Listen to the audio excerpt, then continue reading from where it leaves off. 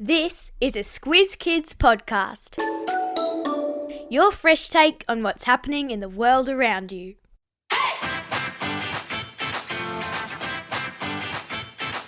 Each fortnight, we give the world globe a spin and see where we land.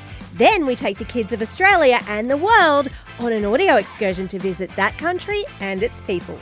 I'm Christie Kijurina, and today on Squiz the World, we're visiting a country that's on top of the football world, where dinner might not be served until your usual bedtime, and where, at Christmas, some children feed a smiling wooden log, tuck it under a blanket, and then whack it with sticks until it poops out some presents. Yes, you heard that correctly. Can you guess? Strap yourselves into the Squiz Kids superfast Supersonic Jetliner as we take off and take a squiz at Spain. Just the facts. Spain sits in southwestern Europe, taking up most of the Iberian Peninsula, which it shares with its neighbour Portugal. To the north, beyond the towering Pyrenees Mountains, are France and the tiny country of Andorra. Spain has the Atlantic Ocean on one side and the Mediterranean Sea on the other, which means that it has almost 6,000 kilometres of coastline and a lot of beaches. Spain's capital is Madrid, which sits close to the very centre of the country, and around 50 million people call Spain home. But not all of Spain is attached to Europe. It also has groups of islands, including the sunny Canary Islands, which sit in the Atlantic Ocean off the coast of northwest Africa. Spain even has 2 small cities located on the African mainland. At the closest point, Spain and Africa are separated by the Strait of Gibraltar, a narrow stretch of water just 14 kilometres wide.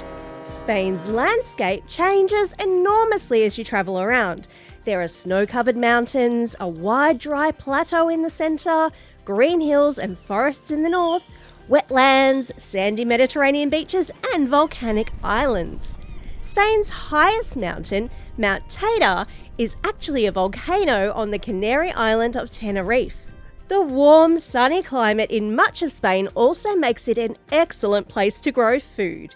In Andalusia, you'll see silvery olive groves, orange orchards around Valencia, vineyards stretching across the countryside, and fields filled with tomatoes, almonds, rice, and other vegetables. In fact, Spain produces more olive oil than any other country in the world.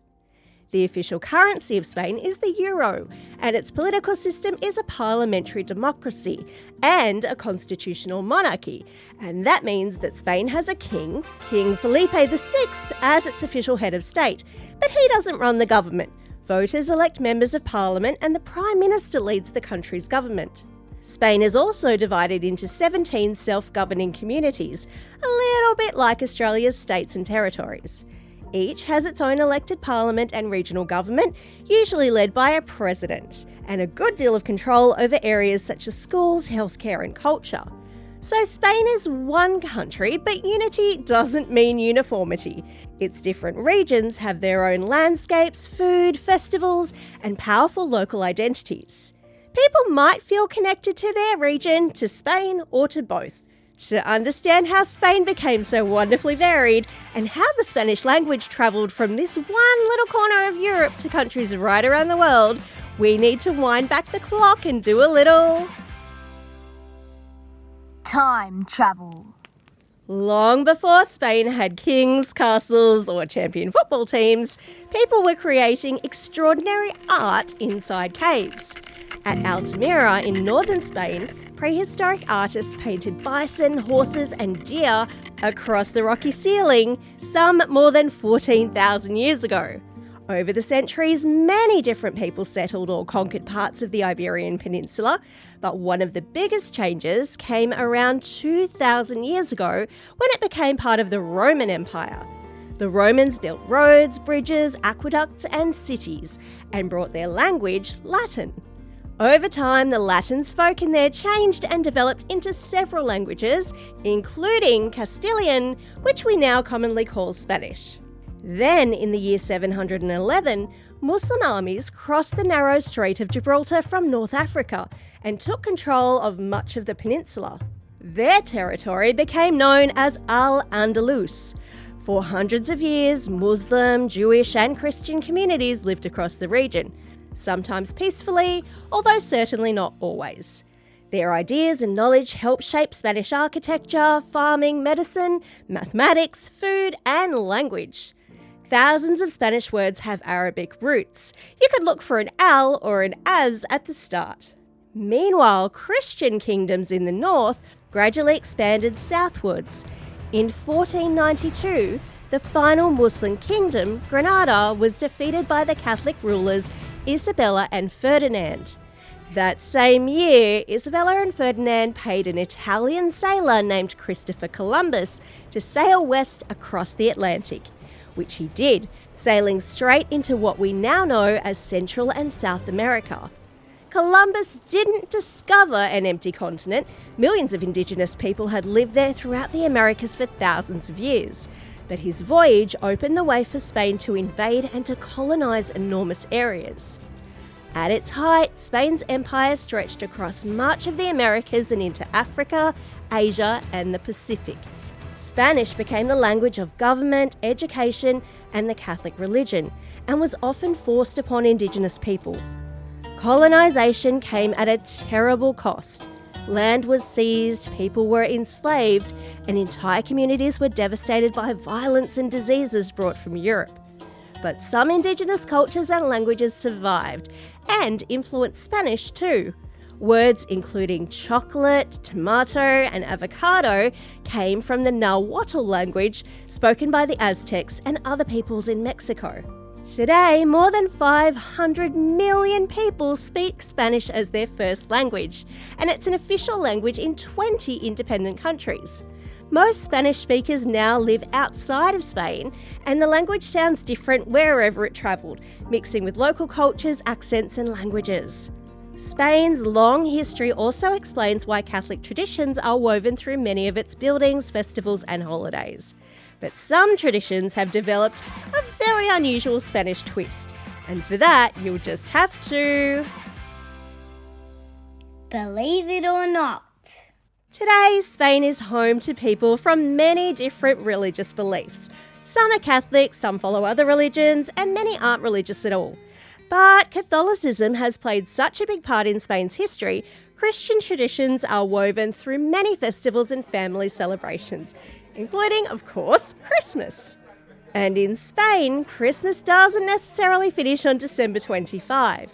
Traditionally, many Spanish children receive their presents nearly 2 weeks later, on January 6, when Christians celebrate the arrival of the 3 kings, or 3 wise men who brought gifts to baby Jesus.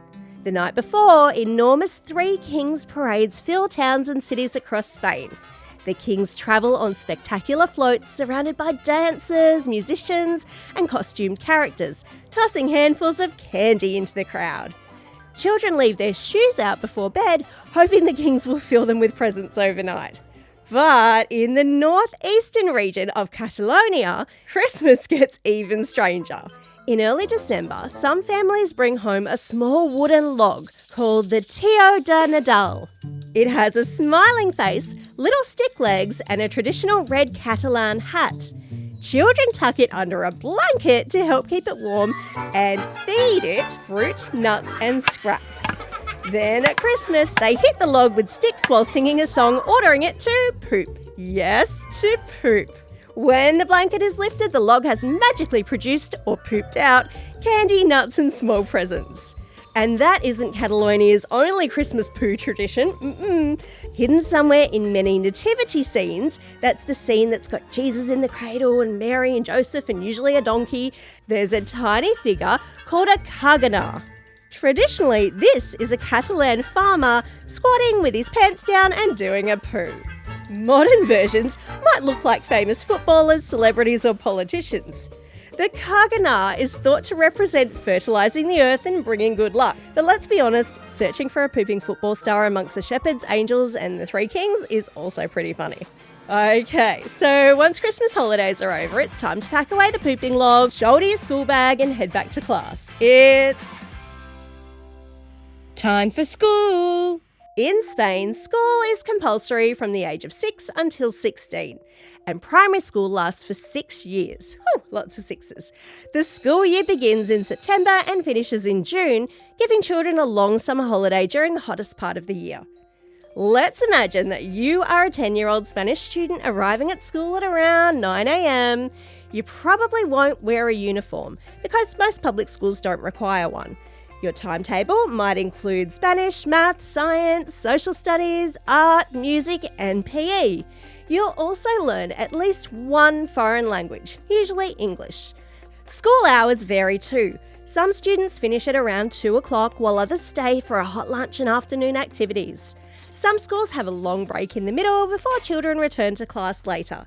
That hot school lunch is called el comedor, meaning the dining room.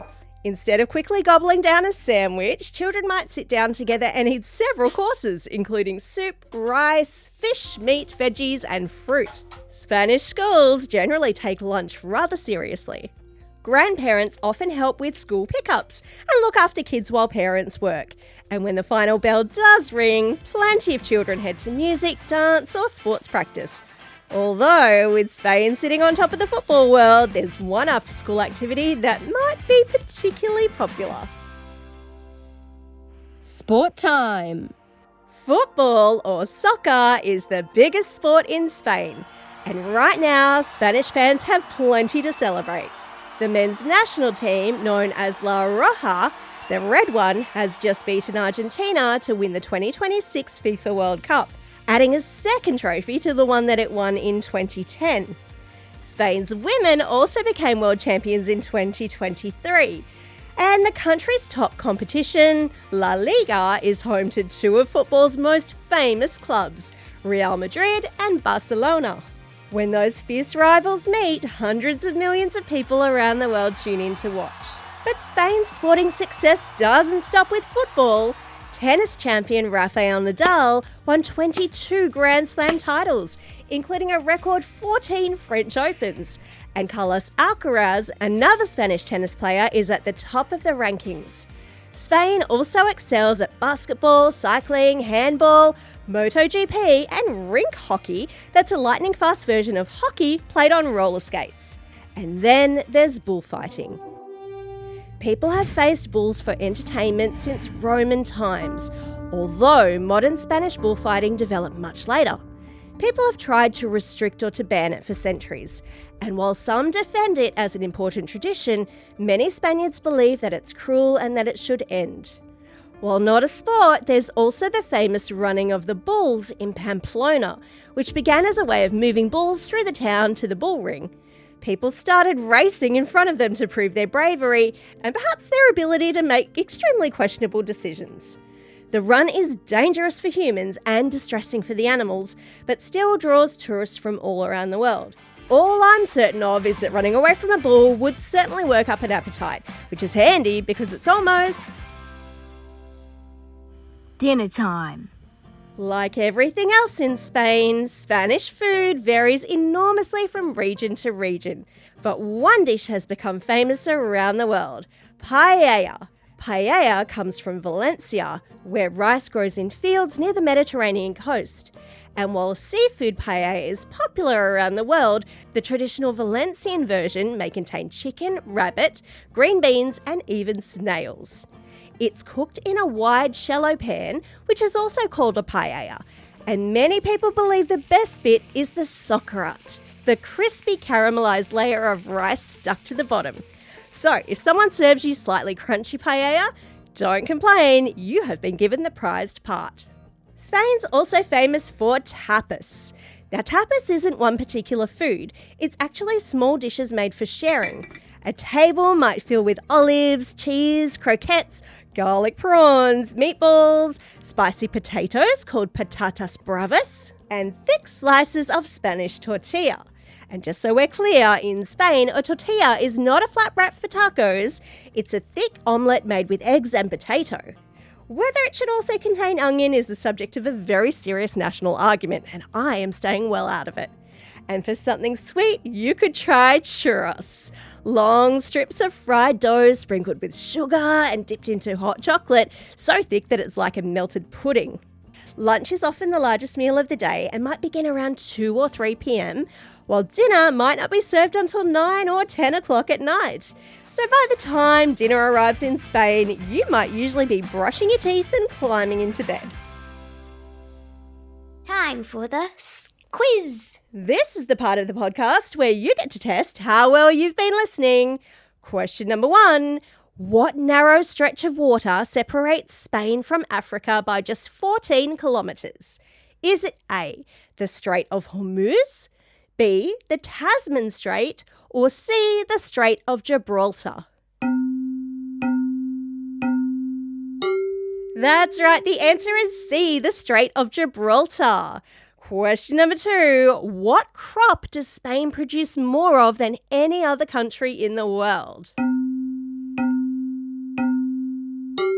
I'll accept olives or olive oil. Question number 3. If I was looking for a cagana in a Catalonian Christmas nativity scene, what would I be looking for? Did you get this one? I'd be searching for the figure that's squatting with his pants down and doing a poo. Well, that's all we have time for today, and what a note to finish on. Thanks for staying curious about the world and joining me on this incredible trip to Spain. Now get out there and have a most excellent day. Over and out.